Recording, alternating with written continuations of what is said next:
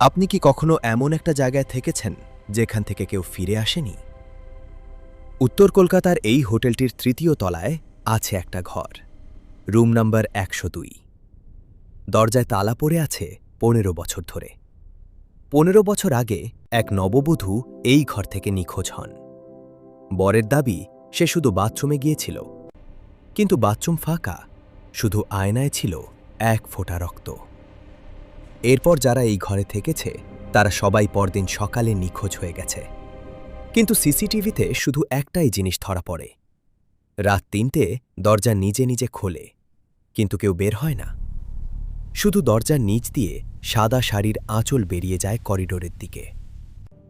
আপনি কি এখনও রুম ১০২তে থাকতে চান? যদি থাকেন, তাহলে রাত ৩টে জানালা বন্ধ রাখবেন, কারণ সে বাইরে থেকে নয়, ভেতর থেকে আসে।